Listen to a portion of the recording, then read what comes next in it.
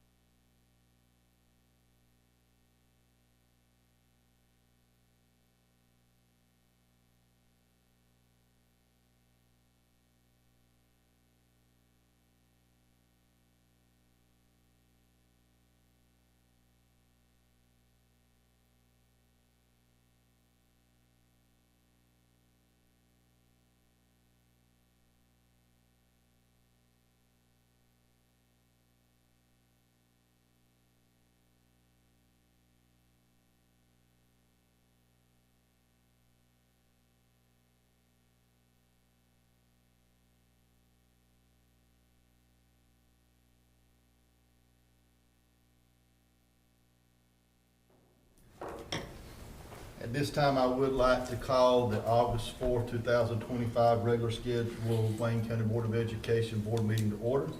Need a motion to go into closed session, please. I move that we go into closed session to discuss confidential personnel matters as provided in North Carolina General Statutes 143-318.11A1 and A6 and 115C-319 through 321 to discuss confidential student matters as provided in North Carolina General Statutes 143-318.11A1 and 115C-402, and to consult with our attorney for the Board of Education in order to preserve the attorney-client privilege as provided in NC General Statute 143-318.11A and 3, and to establish or to instruct the board staff or negotiating agents concerning the acquisition of real property consistent with North Carolina General Statute 143-318.11A5.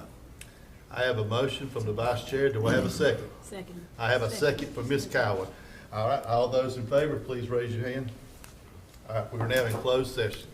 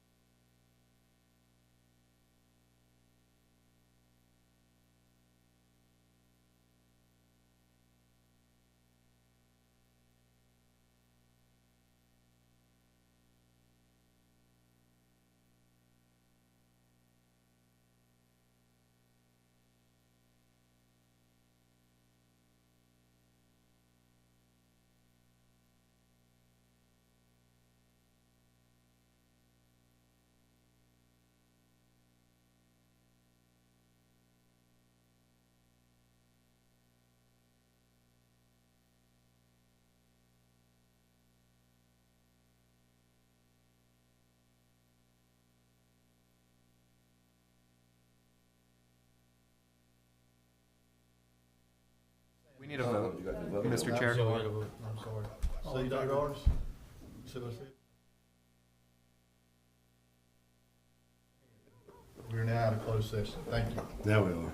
All right, thank you. All right, Mr. Sanders, will you please lead us in the Pledge of Allegiance? Please join me in the pledge.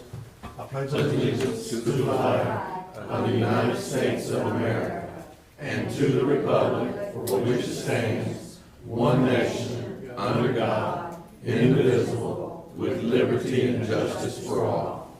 Thank you, Mr. Sanders. All right, we now need to go to general session, item 3B, approval of the agenda. I need a motion to approve the agenda, please. So moved. A motion by Mr. West, do I have a second? Second. A second by Ms. Cowan. All those in favor, please raise your hand. Our agenda has been approved, thank you. All right, at this point,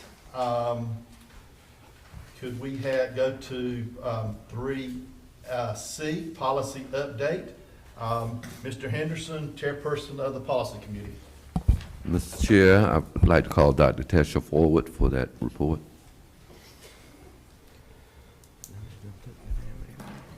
Thank you, Mr. Henderson. Good evening. Mr. Chairman, Mr. Vice Chair, members of the board, and Dr. Richard, I would like to let you know that we have concluded our PLS updates for the spring. For tonight, the recommendation will be for a second read. However, we have under general section 3, a new AR 5071. And Mr. Chair, Yes, sir. I've noticed that they've got the AR down item Z. That's listed under board action.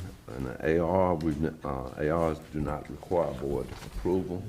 So, and originally, when I came in at 3 o'clock, it was listed for general information, but now it's been moved down into an approval document. It's listed under general session under D, which would not require approval. So what, excuse me? It's listed as item D under general session as an informational item. Well, why did mine go back to an earlier one? Okay, It was originally misplaced earlier today at about 3 o'clock, but it's been revised since that time. yeah, but I noticed that when I came in at 3 o'clock, it was exactly where you said it was, but when I did it this time, It's been revised. It's the next item that I'm planning to discuss now. okay. Okay. Thank you, Mr. Henderson, because as you said, AR items do not need board approval. Correct. So, But it is my practice to bring those to the board as an informational item so that the board can be aware of those differences. In terms of AR 5071, which is digitized imaging, destruction of original records, and retention of electronic records, in accordance with the records retention and disposition schedule for local public school units through the State Division of the Department of Natural and Cultural Resources, Division of Archives and Records requires each public school unit to have a detailed record or system, or in our case, an administrative regulation, which in this case would be 5071, for how we handle disposition of records.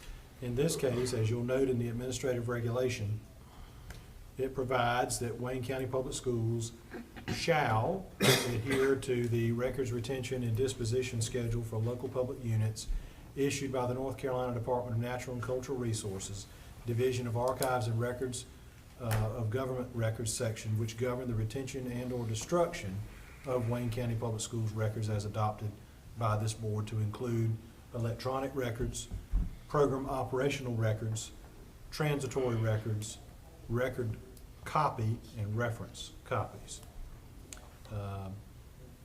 I'm happy to entertain any questions that you might have. In essence, there's quite a bit of wordiness in this. What this indicates is we shall be in compliance with the state requirement for records retention and disposition. Happy to entertain any questions you might have. How many years is it gonna take us to transfer all this stuff to digital? I wish I could provide you with an accurate record on that. I will say, Ms. Radford in the front office has been working very diligently on this process, and I know she'll continue to do so. Dr. Tesher, weren't we to also to approve the schedule, that's in later down? That's in That's the further action down. And the policy. board actions? Yes, sir. Okay, just want to make sure. Yes, sir. Those items are a little bit further down. Okay. All right. Thank you. You're welcome. So I'm going to continue with the board action with the 7 policies at this time? Okay. Okay. So we have tonight 7 policies recommended for a second read. Section A, Policy 3400, Evaluation of Student Progress. Policy 4023-7233, Pregnant and Parenting Students and Employees. Policy 4040-7310, Staff Student Relations. Policy 4240, Child Abuse, Human Trafficking, and Related Threat to Child Safety, Reporting, Investigation, and Training. Policy 4405, Private or Homeschool Enrollment. This is not from the NCSBA, but a local policy. Policy 6330, Insurance for Student Transportation Services, and Policy 7130, Licensure. Okay. I would entertain a motion for us to accept policy, items 4A through 4G, for one vote. If anyone would like to pull one of those off, please let me know. I would like discussion on item E. All items did come from policy committee with recommendation. Item E was one item that there was not consensus on. I would like discussion. Other than that, A, B, C, D, F, and G, I'm okay with Okay. voting altogether. Okay.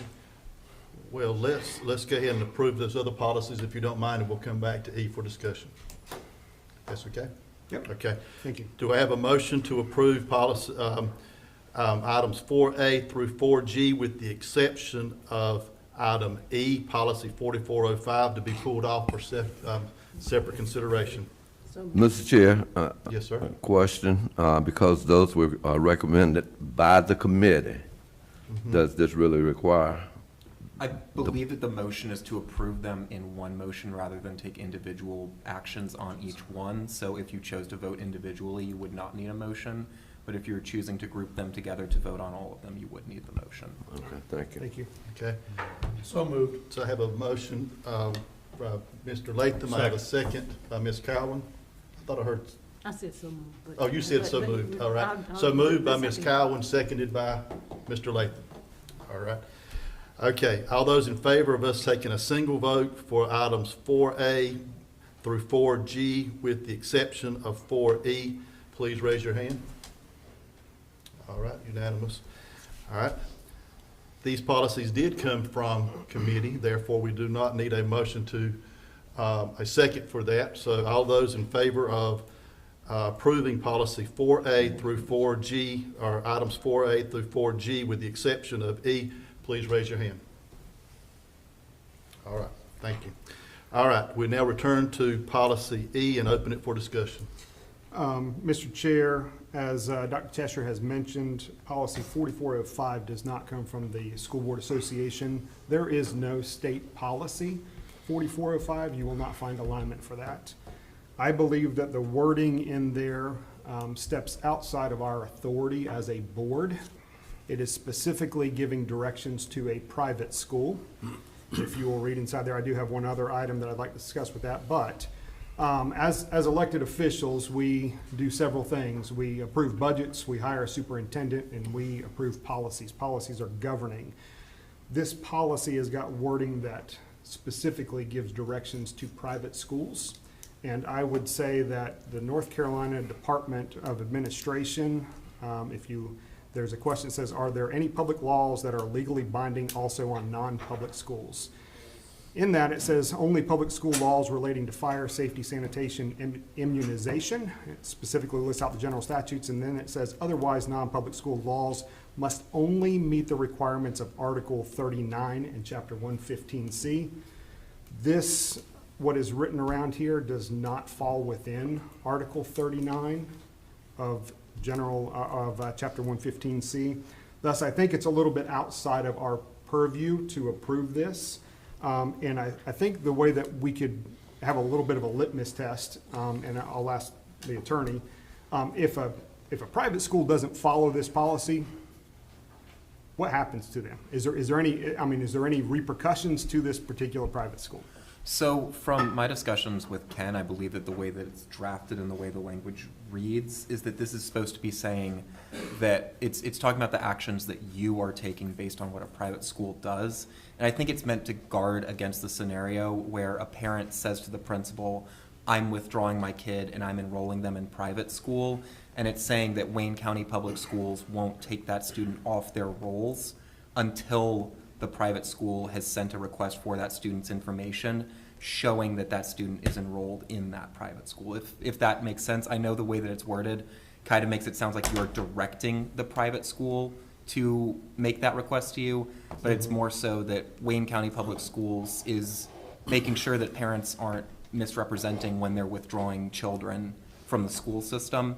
And the easiest way to see that is when a private school reaches out and says, Johnny's been enrolled in this private school, we need his records. You guys know at that point that the student's been withdrawn, their parents enrolled them in a private school, and then you can take them off your records. I hope that helps. assuage the I concerns. totally understand that. I would say that in the student accountability document from NCDPI, though, there is inside of our accountability system, when we tag students, when we put in a code whenever they withdraw, there is a W-2. W-2, the last bullet says, transferred to an out-of-state school or appropriate education program if no request for records has been received. We can withdraw students from our system and there not be a request done. However, they flag against us on our accountability if we're not able to come back and say where they go. So one of the things we're fighting now in Wayne County is improving our graduation rate. If we don't enter into the GDVS system a school unit code and school number for where that person goes, or if they go out of state and there's a different numbering system, the state will penalize us for every student that we're not able to account for. Now, I think what we admit up front, there's no enforcement mechanism on this. There's no punitive action that we can take. But I think what this does is it puts our district on record saying we're trying to account for all of our students. As I mentioned in the committee, one of the things I saw recently in another state, Oregon specifically, was a student that had not been to school in years. And there was no ability of the district, and the student had been abused significantly, there was no ability for anyone to trace back what had happened to that student. And what they had found out was the student had been withdrawn, I forget whether it was to homeschool or private school or whatever it may have been. Personally, I feel like this is a good way for us to show that we're trying to improve our tracking of where students are going. I have always been clear that I want our system to be the best choice.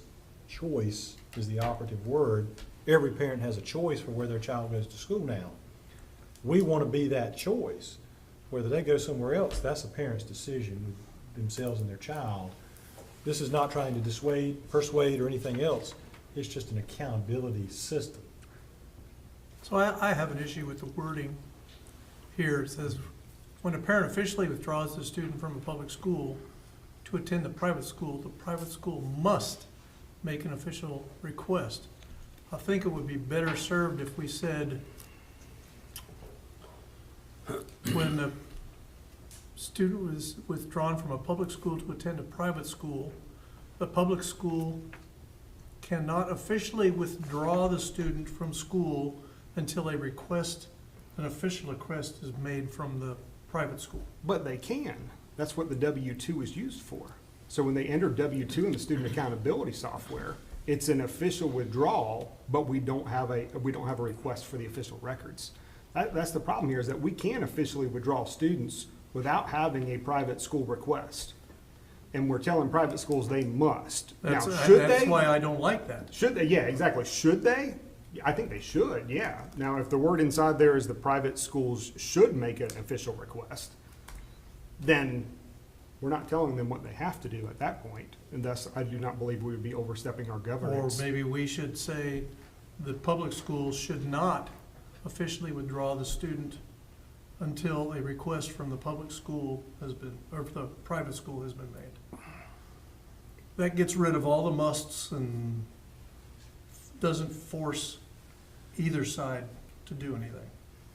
The other point for discussion also is with homeschooling. We do not recognize the fact that a parent can withdraw a student under the age of 7 without getting an approved homeschool.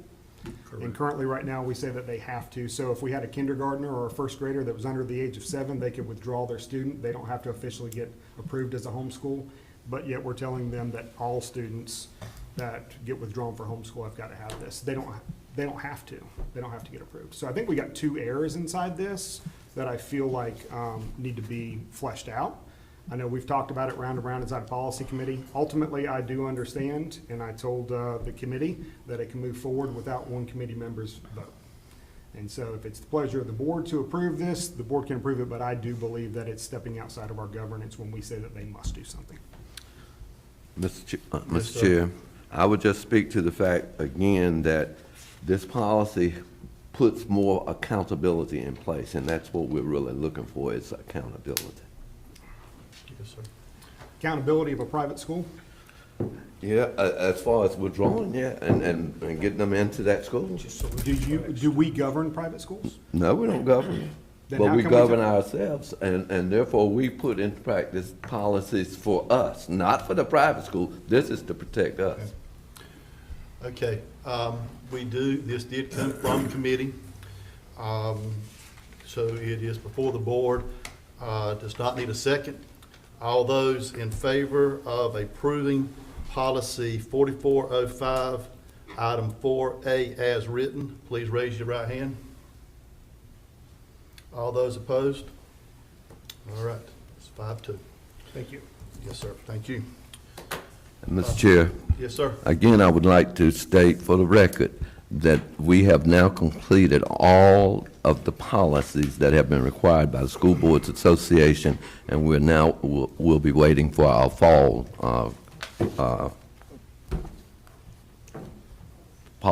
listing.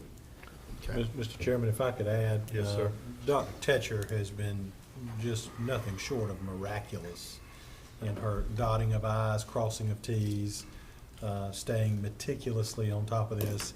I am sure in the morning, by 5 minutes after we report to work, I'll get an email that all of these have been uploaded and already online and available. Her attention to detail, along with the chairman of that committee, is impeccable. So it is absolutely well appreciated. Thank you. Yeah. All right, we are now to item 4H, the Curriculum and Instruction Committee Report. Mr. Folk. Yes, Curriculum and Instruction Committee met on July 16th. Items that we have forwarded to the board for consideration and approved at the committee level are the item I, curriculum and instruction purchase orders and contracts. We do recommend those for approval. The WMCHS Math Supplement Program, funded by a grant from Class Gaga, Inc., recommended for approval. Leaders in Learning presentation, funded through an ATR grant from the state. Item L, fiscal year 26 federal budget plan presentation. I probably do have a couple questions about that. I think we all might have a couple questions about that one. However, we did approve it at the Curriculum Instruction Committee for approval. Consideration. And then item N, the student fees for 25-26, also got approved at the committee level for recommendation to the board for approval. Item M, the MOU with wages, was not on our committee Okay. report. Thank you. Yes, sir. With that being said, since you said you do have questions about item L, the federal budget, can I have a recommendation for us to approve items I, J, and K on one vote? So moved. I, J, K, and also N, the student fees.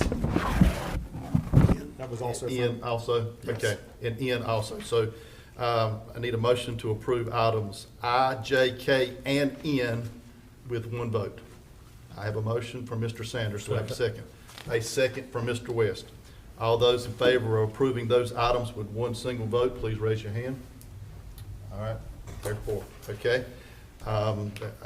With that being said, these did come from committee, so we do not need a second. So all those in favor of approving the purchase orders with I, the math supplement program J, the leadership in learning K, and the student fees item N, please raise your hand. All right, unanimous. All right.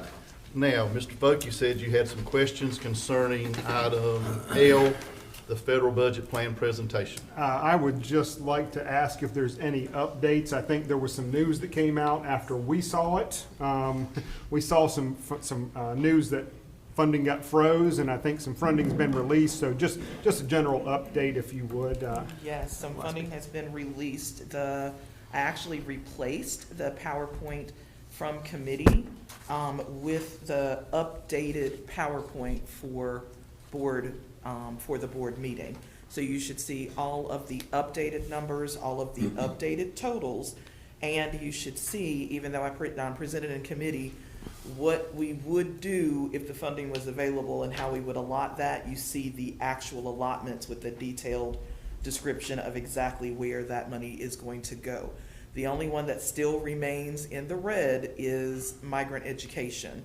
So even though we have been told that we will get that money, there is still not even a tentative allotment for that.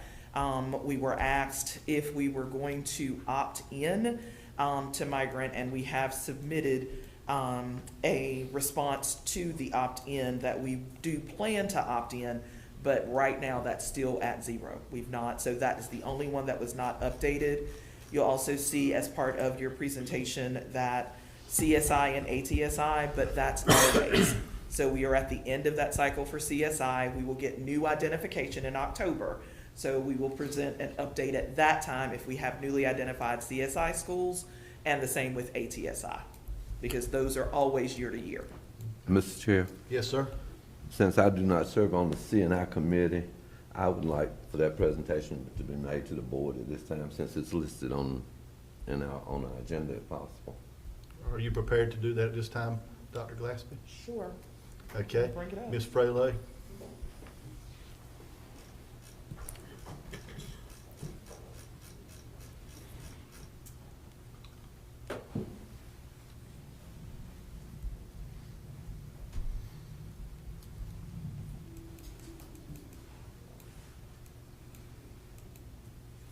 I will add, while we're waiting on that, the original messaging from the U.S. Department of Education is that those budgets have been paused for review. That in itself is nothing ominous in particular, but did cause some worry based on rumor mill in terms of what could happen, what may happen, so on and so forth. Our team in CNI and federal programs, as well as all of the remainder of the leadership, have done a very good job of working to have contingency plans in place. Happy that it did not come to that, but I do want to assure this board that our employees were our top priority, as well as educational outcomes for our students. And I feel like we had a sound plan in place in the event we needed it. But fortunately, we will continue to have resources available, and we'll make best use of those resources as we move into this school year.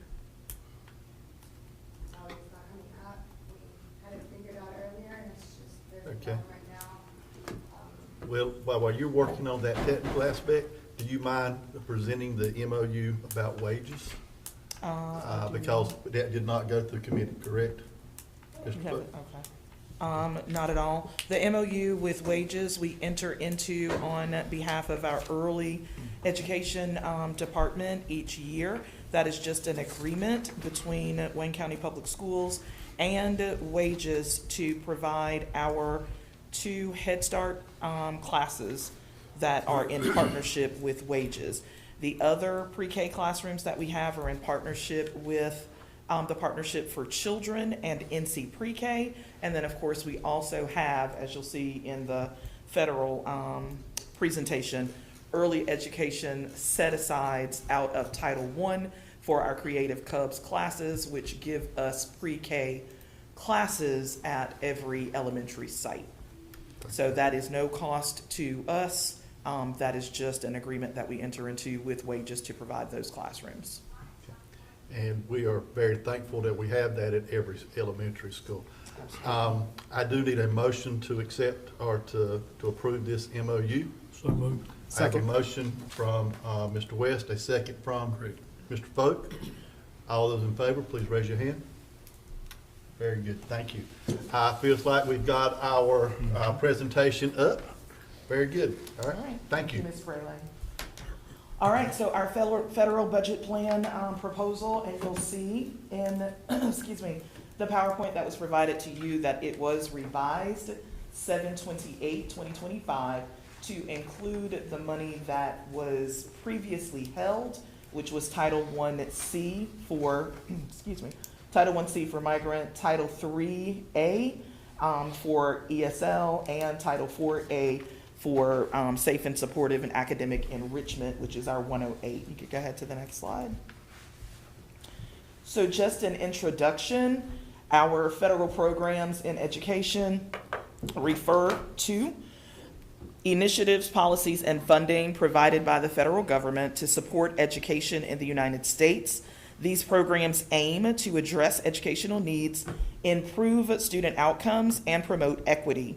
Federal grants in Wayne County Public Schools have previously included Title I-A, which we use to improve basic programs, that is supplemental, provides funding to schools with high numbers of low-income students to support efforts to improve academic enrichment. You see two listed in red, that is our Comprehensive Support and Improvement Grants, and our Targeted Support and Improvement, or our ATSI and CSI.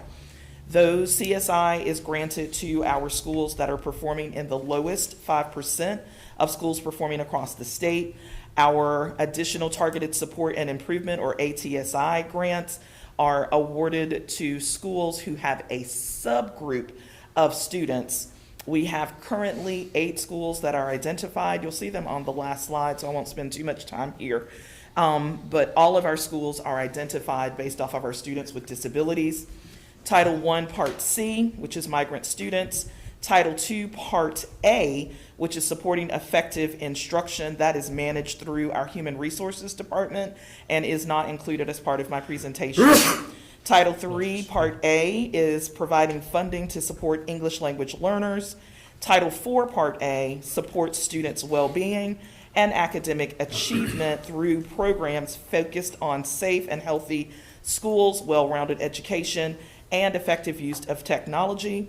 And then we also receive IDEA, which is managed with our Executive Director, Mrs. Emerson, and it is also not part of my presentation today.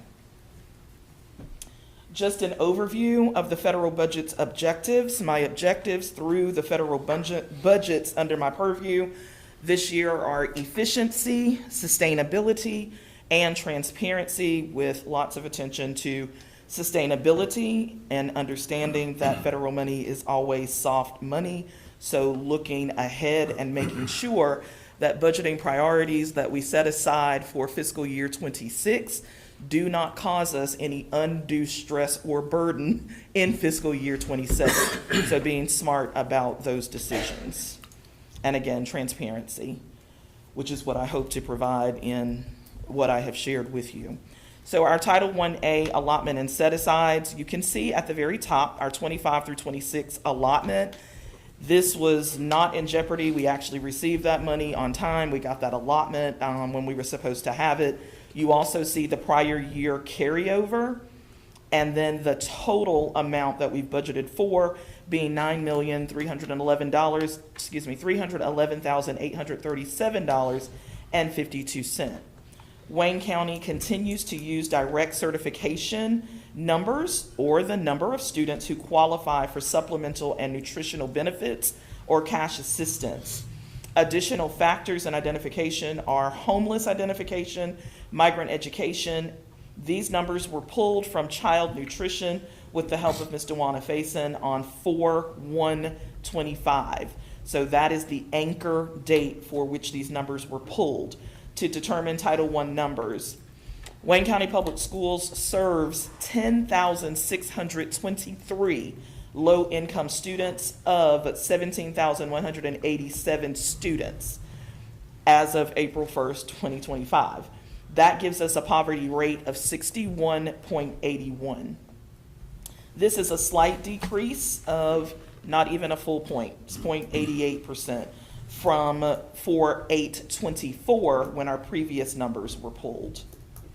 Title I-A funds must supplement basic instruction for students and shall not be used to replace current funding sources. This slide that we're currently looking at, along with the next several, break down the direct set-asides and are followed by the breakdown for the individual school allotments.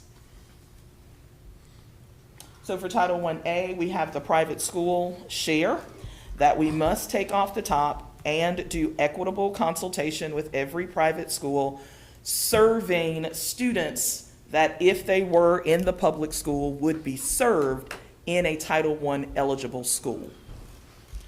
So the proportionate share that is pulled off of that is $354,941.69 to privates.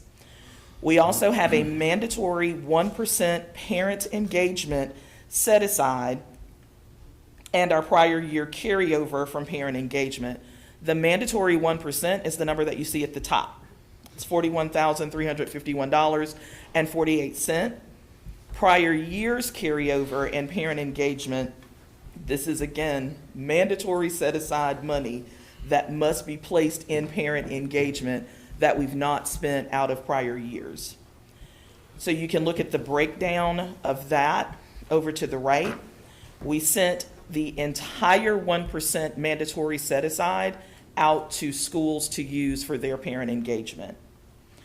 Of the remaining, that money will be used to support parent liaisons at Carver, Brogdon Middle, North Drive, Spring Creek Elementary, and Spring Creek Middle, as well as our 0 to 5 parent liaison, excuse me, and previously supported our parent coordinator.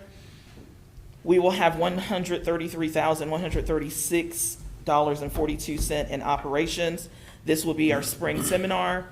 We're also looking at talking points, which I think is on our contracts going through.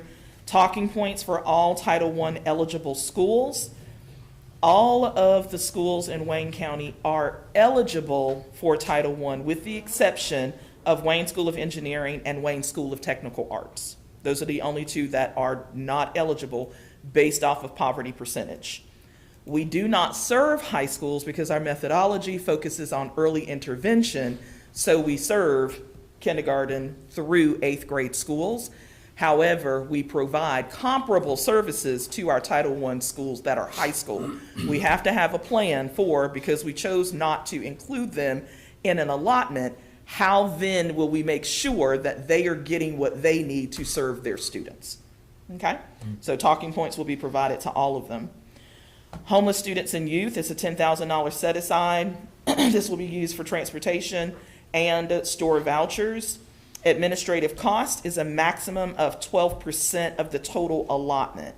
So you can see what's pulled off for administrative cost. Any questions there? All right, you can move on to the next slide. Early childhood programs, you see the set aside there, exactly how much of that is going into early education staff, and then the remainder going into operations. This is looked at based off of what we did in the previous years and how much Mrs. Hutcherson actually needed to sustain things like getting ready for licensing visits, those type of things. Do we need additional canopies to cover up the playground areas, mulch, those types of things go into operations when we're talking about early childhood. Coordinated services are district-wide initiatives, professional development for teachers at Title I schools. You will see what the set-aside is there, how much of that is going towards staff, which includes our district coaches, our school improvement support specialist, and then the other with district instructional initiatives that include our feeder pattern alignment initiative with North Drive Elementary, Carver Heights, and Dillard Middle School, continuation of STAR Renaissance as our universal screener for student performance tracking and intervention. Tentatively, we are looking at tutoring support to low-performing schools. We know that we cannot do tutoring support to the level that we have done it in the past, because we do not have the money to support that. But we will be looking at how we can provide some support to our low-performing schools once we get that list. Also, we will be providing Study Island Science 3 through 8, as well as Imagine Learning K2. Okay, you can move forward. Any questions about that before we go into school allotments? All right, so the next couple of slides are our school allotments. You will see our Tier 1 schools. The minimum PPA was $326.18. That was down by $36.31 from last year's minimum PPA, which was $362.49. Minimum PPA simply says, when I put the numbers in and we get the formula, what I must give per student. Okay? Again, there is no formula for how much money would make a socioeconomically disadvantaged student proficient. So we kind of just go back and forth playing with that. But every school must receive a minimum of $326.18 per student. So we base it off of poverty bands. You can see the per pupil allotment per school can be greater than the minimum PPA. Per pupil allotment is not equal, but it is equitable. Schools are listed in rank order, and a school falling below another school cannot have a per pupil allotment higher than the school above. This ensures equity and that schools with the highest low income percentages receive the highest per pupil allotment. You can go ahead. Now we're looking at Tier 2 schools, PPA of 400 above the minimum. Go ahead. Those are the remainder of our Tier 2 schools. And then you have Tier 3 schools, which had a percentage of below 55%, and their PPO was 375 to 360. Okay. All right, you can go ahead. We are looking at Title I-C, excuse me, Title I, yes, go back. Yeah, Title I-C carryover. I don't have the allotment. Again, that's why it's in red. Not been given the allotment yet. So we are only dealing with carryover. So you will see that that is all that has been budgeted, is just the carryover. We are retaining 2 of the 3 MEP recruiters with that carryover. Once we get the new allotment, we will retain all 3. One of them actually did resign in this whole transition of going back and forth, but 2 have remained. Glory to God. And so I will list for the other, and then we will get that position filled. Her resignation is not effective until August 14th. So I might be able to talk her into staying in that time. And then operations, 9,690 right now, and we will redo that once we actually get an allotted amount. Thank you, Andrea. Title III-A, allotment and set aside. You can see what the carryover was, and that was the previous budget was based off of the $88,382.36, and then you see the new allotment. So we have a total of $379,998.36. Title III-A has been revised to include, again, our allotment and carryover. Funds will be used to purchase elevations, Imagine Learning software. We do have PD that's planned for core area teachers who support MLs, 1 parent liaison, and 2 newcomer teachers. We have reinstated our newcomer program, which is wonderful news, and allotted for transportation of our newcomer program. You will see that there. That was a cost of about $65,000 for newcomer transportation. It comes in anywhere from $5,000 to $8,000 a month. So I kind of went there and just got a rough estimate based off of what we've done. We have 1 private school that opts in to multilingual money. That is Living Waters Christian Academy. She serves a lot of Haitian students there. So she does opt in to pull money off of that set aside. And then we also have our indirect costs, which is figured in, and this is money that is given to the finance department for the management of our this budget through finance. Any questions?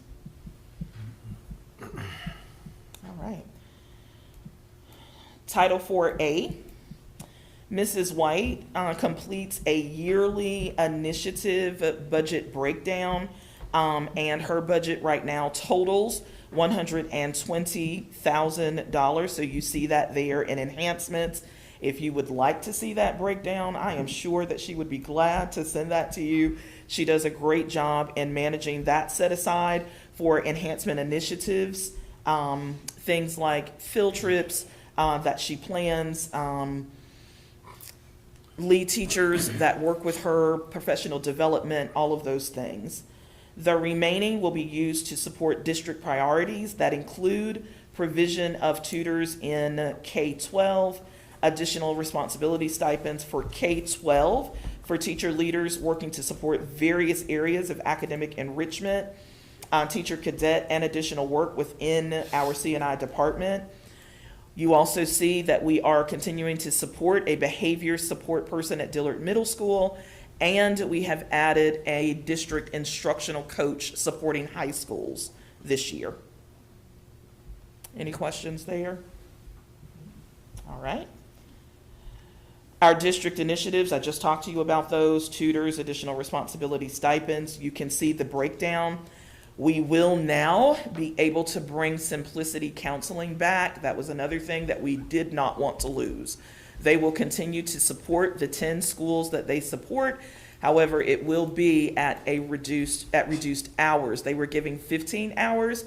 We've dropped back to 10. And speaking with Lynn and Sharon, we feel like we can make it work with 10. We did not want to do any less than that. So that is the number that you see there. 180 going into tutor initiatives K-12, 58 right now with AP exams. I know that's something that the state is talking about. We have encumbered it even if we don't have to use it. So we may not have to use it, but it is encumbered. And again, that's $58,000 that's encumbered there. And then $46,245.79 is used to promote Dr. Tescher's dual language and world language programs. That is such a small amount because Dr. Tescher does a fantastic job of securing grants through DODEA and other things to support those programs.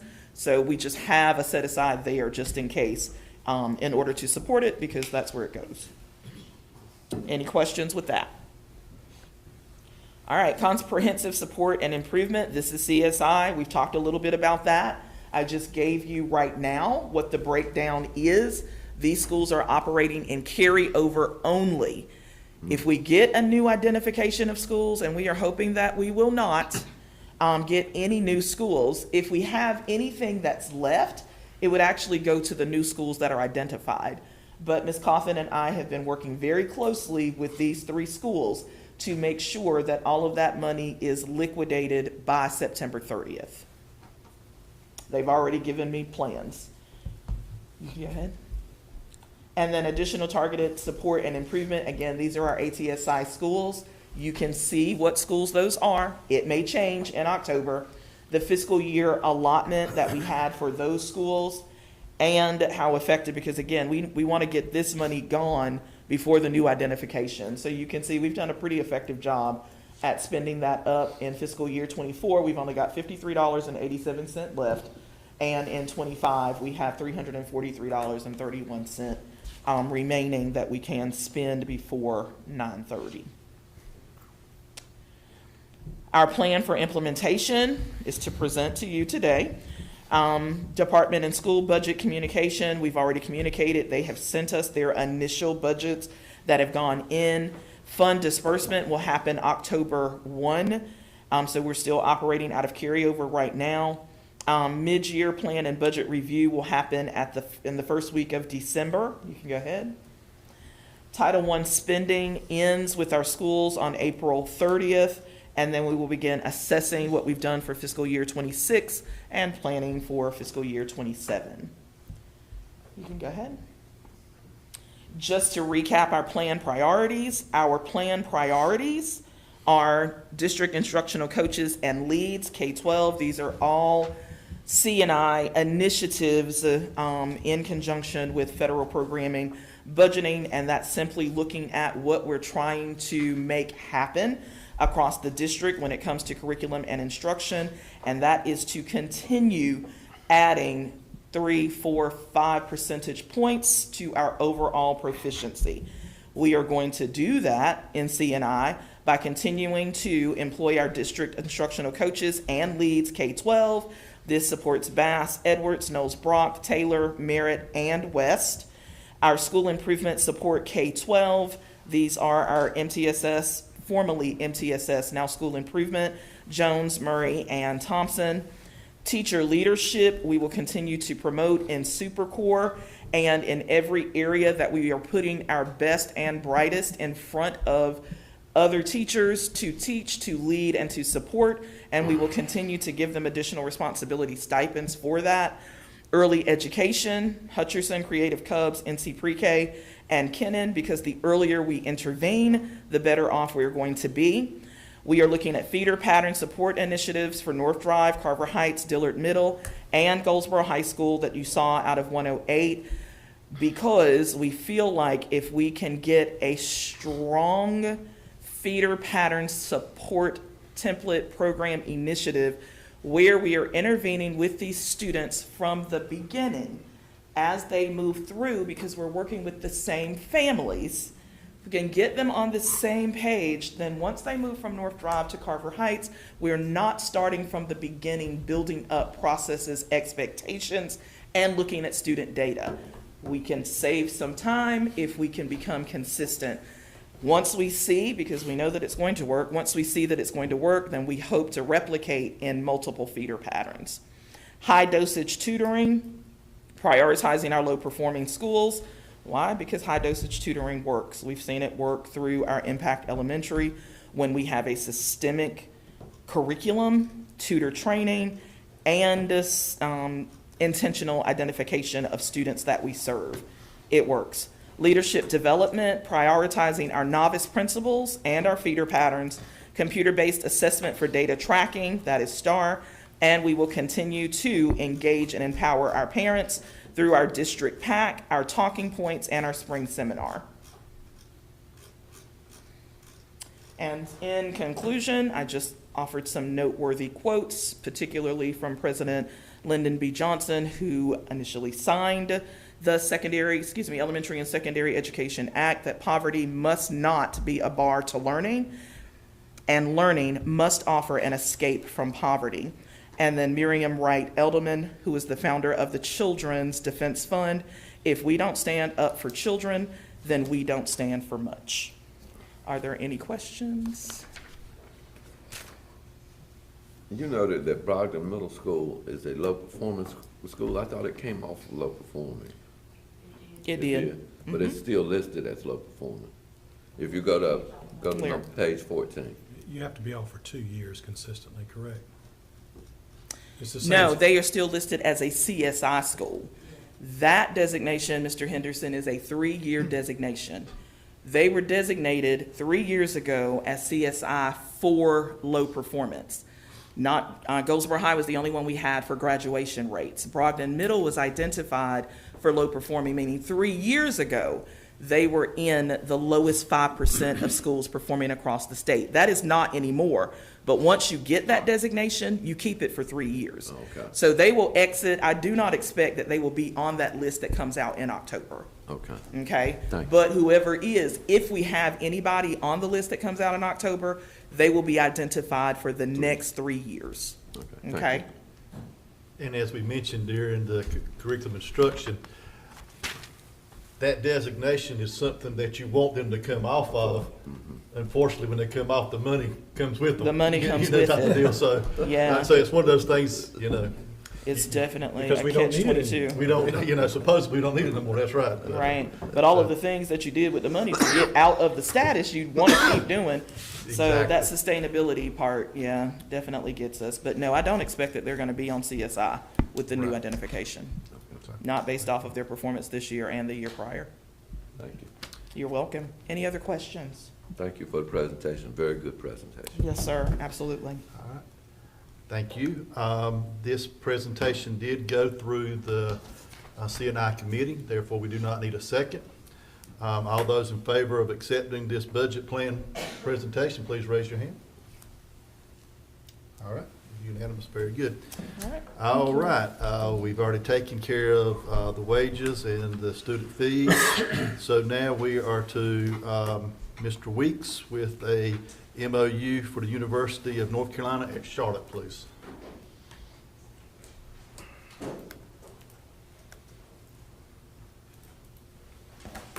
Good evening, Board Chair, Vice Chair, Board members, Dr. Witchard. Before you this evening, you have a memorandum of understanding between Wayne County Board of Education and the University of North Carolina at Charlotte. This is our typical internship process MOU that allows us to continue working with student teachers in the clinical phase. Does anybody have any questions for Mr. Weeks? This is just a continuation of one we've already had, or is Yes, this a sir. brand new one? Good question. It's a I think it's a continuation. continuation of one that we've already had, yes, sir. All right. Okay, this did not go through committee, therefore I need a motion to accept. So moved, Mr. Chair. I have a motion from Mr. West. Do I have a second? I have a second from Ms. Cowan. All those in favor, please raise your hand. Thank you very much, Mr. West. Thank you. All right, we're now to item P, Facilities Committee Report. Mr. Sanders.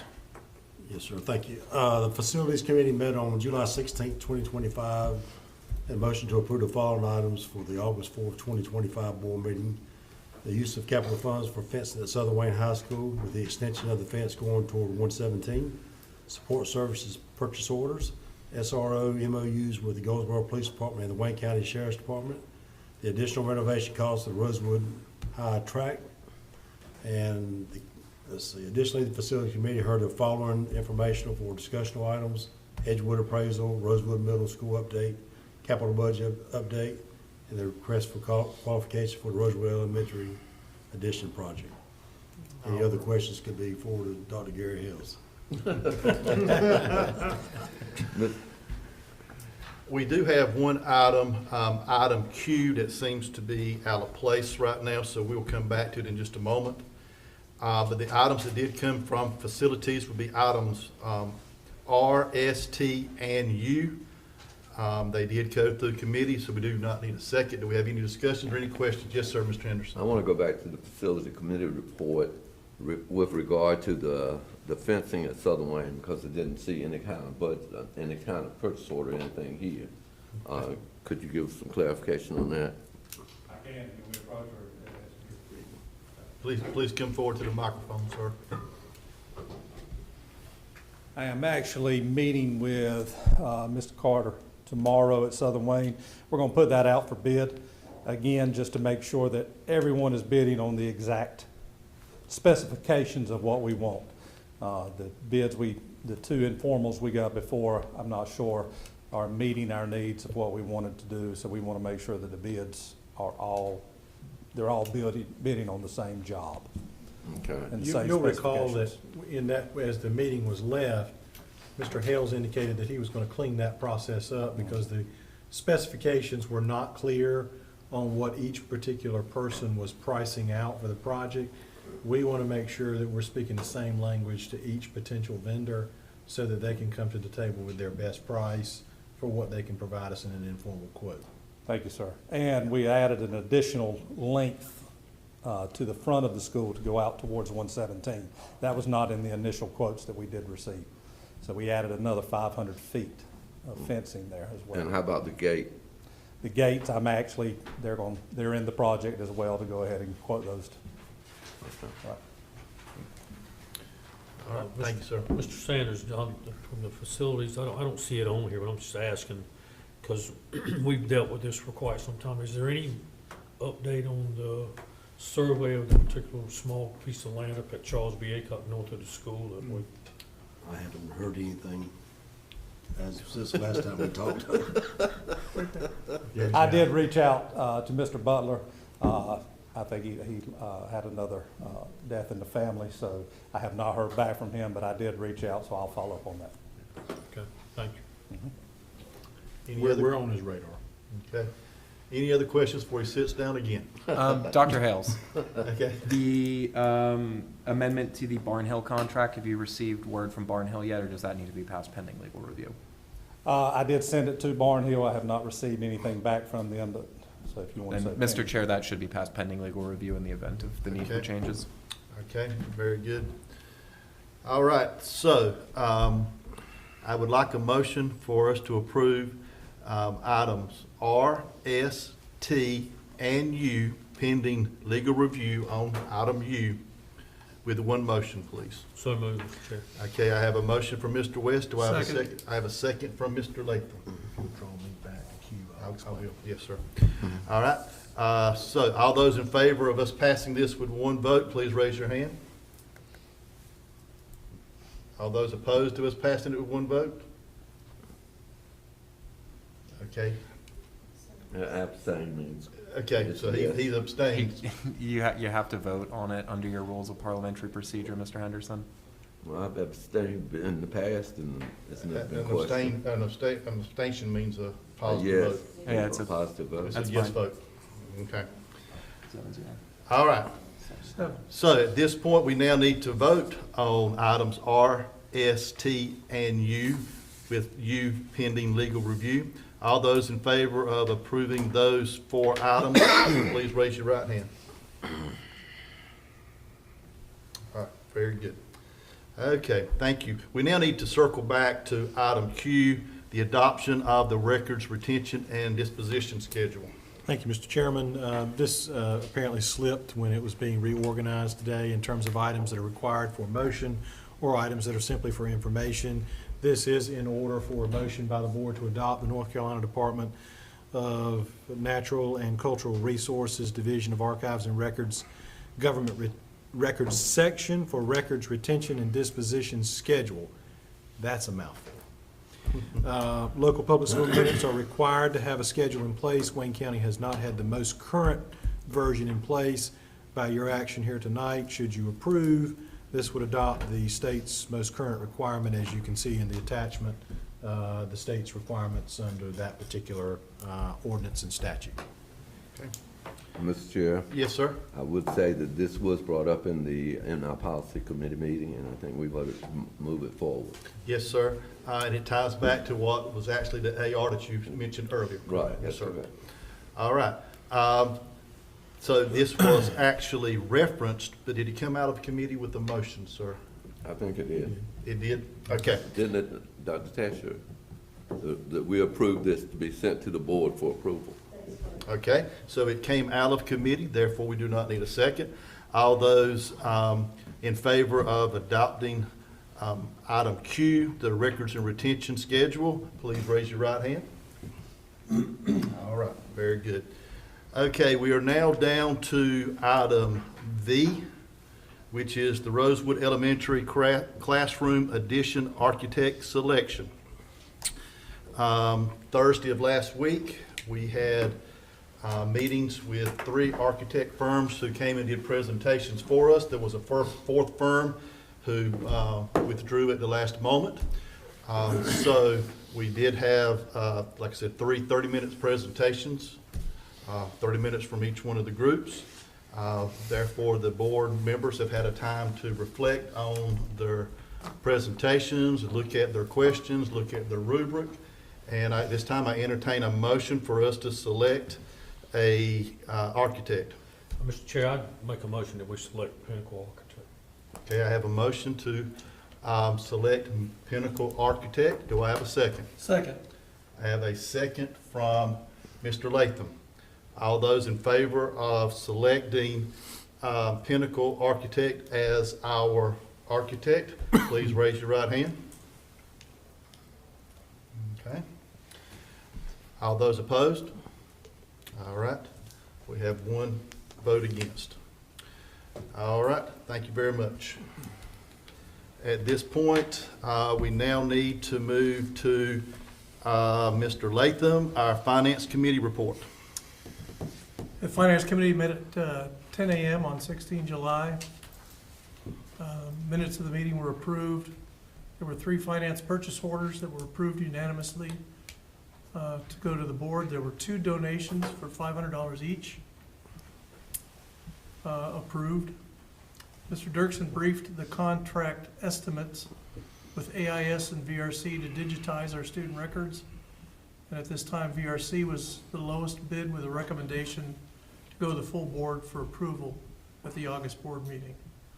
Mr. Weeks briefed the committee on the proposed contract with the BIB company to do background checks for Wayne County Public Schools, and the committee recommended approval to the full board.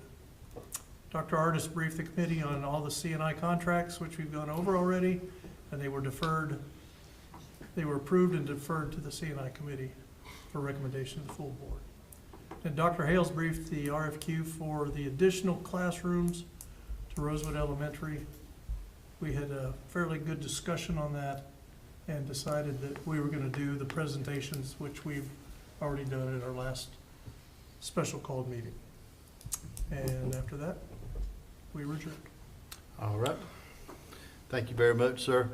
At this point, we're now looking at items X, Y, Z, and AA, which would be the purchase orders from finance, the donations, the background checks, and the contract to do the digitalization of student records. I would like a motion for us to be able to vote on all of these, 4 of these with one motion. And Mr. Chair, the BIB contract will need to be pending legal review. Okay. I need a motion for us to accept these, to vote on these 4 with the BIB background checks pending legal review. So moved. I have a motion from Mr. Latham. I have a second from Mr. West. All those in favor of approving these with one vote, please raise your hand. Thank you very much. I now need a motion for us to approve items, they came out of committee, therefore we do not need a motion or a second. All those in favor of approving items X, Y, Z, and AA with Z pending pending legal review, all those in favor of accepting those 4, please raise your right hand. Very good. All right. We now are up to item BB, the agreement for the impending opioid abatement strategies. Dr. Richard, do you have information on that? I do. I'll ask Ms. Livengood to come forward and present information on that. As you know, there are various and sundry different settlements that are being entered into between states and therefore between local governments. I do anticipate there'll be additional settlement funds forthcoming. I know there are several that are pending.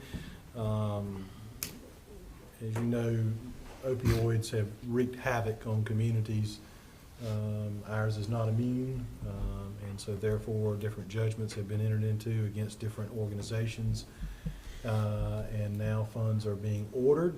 These funds, I think, will go a long way with helping our district, our students, families recover, and so I think Ms. Livengood has some additional information to share on that. Yes, thank you, Board Chair, Dr. Witchard, and all the board here tonight. Thanks, Alex. So with the agreement seen before you, that would be, of course, between Wayne County Public Schools and the county for the opioid settlement funds. Our focus, you've got a very large packet uploaded to Board Docs. Our focus would be on Project 3. And that would be including, and kind of some of the highlights that I think would be pertinent to know, would be the development of tools to help identify students impacted by the opioid epidemic. Think about screening tools to make sure we know who those students would be. We would be establishing further partnership with the Partnership for Children. We already work a lot with them, but this particular project would focus on hiring a pre-K behavior specialist to push into pre-Ks and daycares as applicable.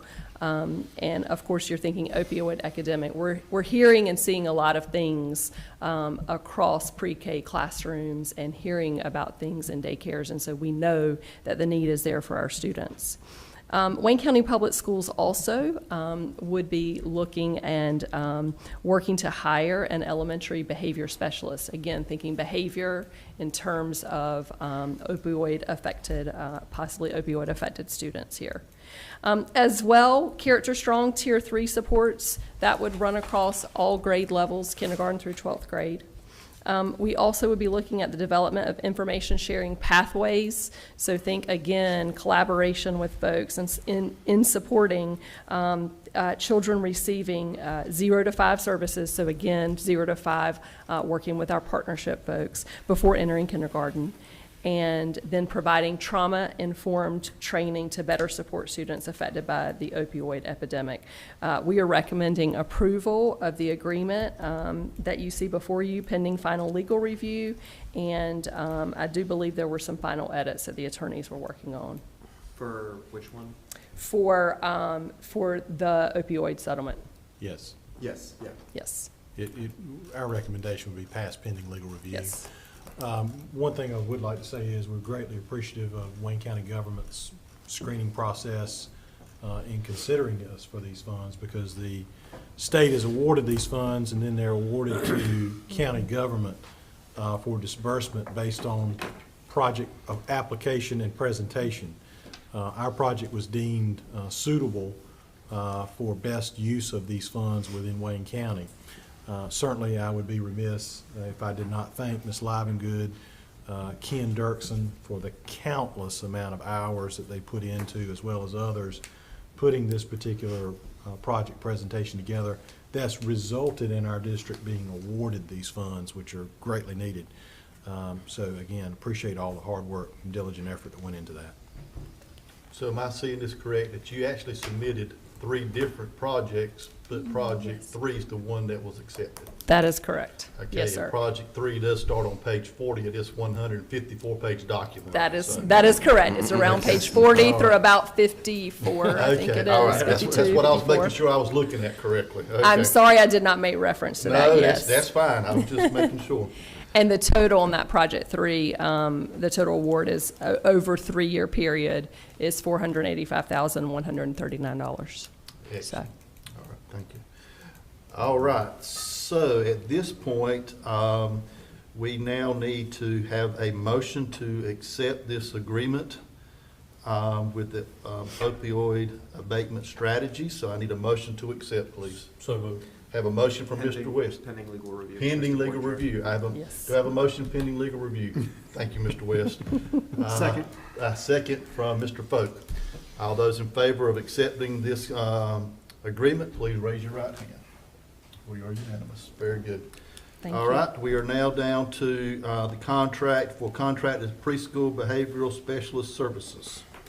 Dr. Richard, do you have some additional information, or is it the same lady? It would be also Ms. Livengood. All right, thank you. Yes, so this position is exactly what we were just talking about, as it is tied to the recent awarded grant from Wayne, the County of Wayne, in reference to the Partnership for Children of Wayne County hiring a pre-K behavior specialist. So this outlines that agreement between us and the Partnership for Children for this person to be hired, and it does outline the job description as well. So we would essentially use the Partnership for Children as our contract agent to implement the service. Absolutely. They have a proven track record on that. Okay. All right. Therefore, I need a motion for us to accept this contract. So moved. Second. I have a motion from Mr. Latham, a second from Mr. West.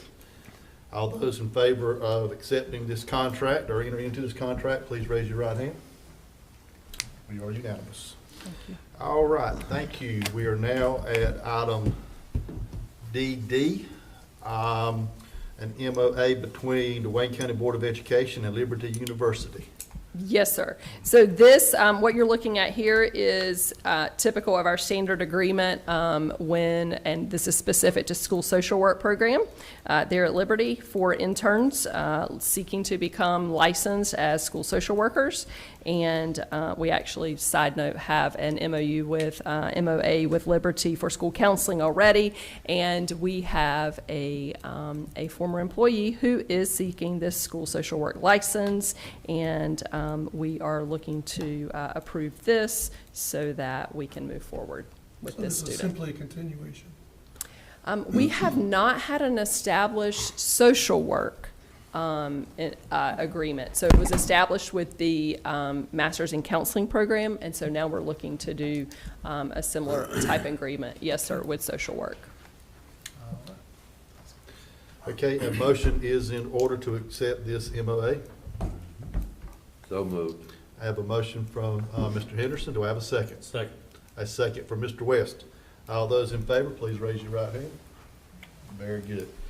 Okay, I believe, just confirming, we did not have anyone who signed up to appear before the board. Also, we do not have any board spotlights tonight.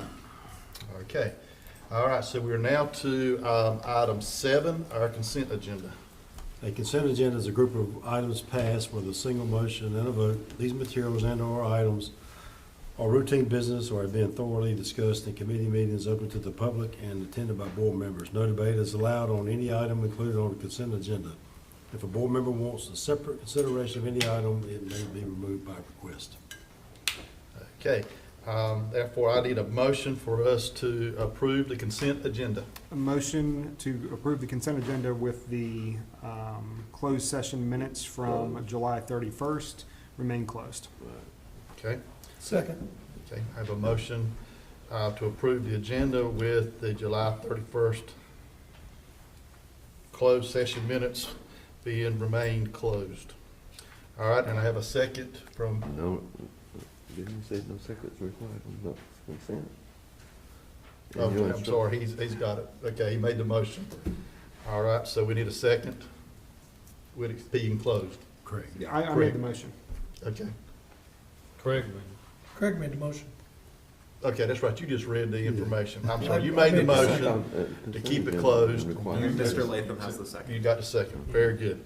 All right, those in favor of approving the consent agenda, please raise your hand. Excellent, very good. All right, we are now down to our board member and superintendent comments.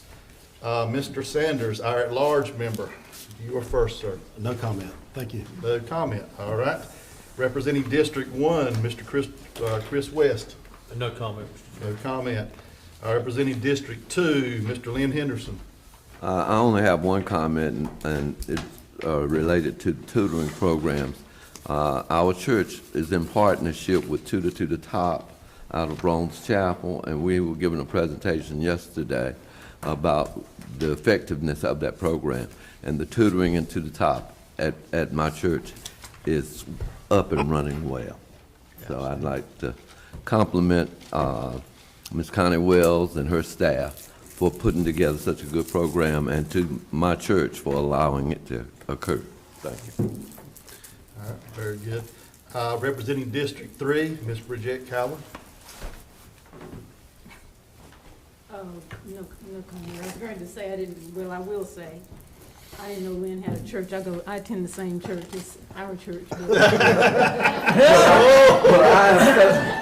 For clarification purposes, I want her to know that I've normally been the only member I know, on this board I know. from that church. I'm That's why I just- say I'm it's just my teasing. church. I'm just teasing. Thank you. Yeah, all right. I just wanted to. Okay, representing District 5, Mr. Craig Foch. No comment. No comment. Representing District 6, Mr. Wade Latham. Thanks to everybody for all their hard work. This is quick. We only had 2 donations this month, but they were both very nice. GMP Southeast for general use at Spring Creek Elementary, and Norwayne alumni for school improvement at Norwayne Middle School, both for $500. Thank you very much. All right. Dr. Richard.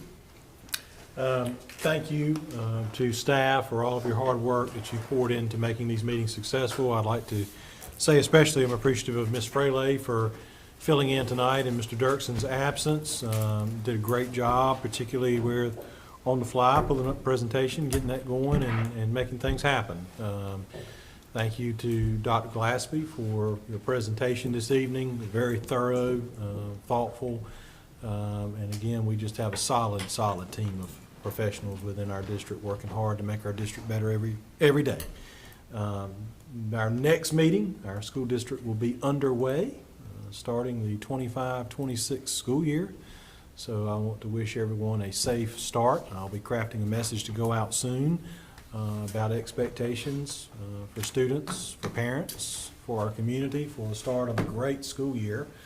We need more hard work again this year so that we can continue to realize great things for our students academically and for our community together for every student. And we've made great strides, but we still have a long ways to go. So we'll continue to all roll our sleeves up. Central Services will be embracing the spirit of service in the first week of school. Central Service staff, almost in its entirety, will be out during the opening and closing of schools during the week, supporting traffic direction, helping students off buses, opening car doors, being in the hallways to help lead, guide students to their first successful days of the school year. It's always an exciting time when the school year starts, so we'll all be out in full force helping make that a success. And Dr. Witcher, would you speak to the issue of our visitor this coming Friday? Yes, we do have a visitor. The North Carolina Secretary of Veterans Affairs will be coming to Brogdon Middle School for a very special visit to drop off school supplies for our district, specifically earmarked for military families. It is no secret our military is one of our greatest assets and one of our secrets to success within our school district. And so we're grateful for this infusion of school supplies to our students and families. I'd like to invite each of you as board members, if your schedule allows, to come out, meet the secretary, and I'm sure it'll be a great event. I appreciate Principal Davis extending the invitation, and I think it'll be a great time for everybody involved. Thank you. Thank you. I would like to take a moment to thank all of the committee chairs and their respective personnel that works with them from Central Services. There's a lot of work that goes on in these committees, and each one of these board members is on at least 2 committees. You've seen one, you've seen the recognition of the board chair, of the committee chair for several of them. But this is a very busy time for one committee, especially. And I would like to thank the committee of Mr. West, Mr. Latham, Ms. Cowan, and especially thank Ms. Banks, because she is a busy young lady at this time of year. So we'd like to thank y'all for your work. You do not have to report out, but like I said, y'all have put some long hours in some patient, trying conversations. I'll put it to you that way. So, Well put. So anyway, we'd like to thank everybody for their part to make this board successful. All right, with that, I need a motion to adjourn. So moved. So, See, second. I tried to get it. I tried to get it. Mr. West made a motion. I have a second from Ms. Calvin. All right, to adjourn. All those in favor of adjournment, please raise your hand. Thank you, everyone. You threw me. Oh,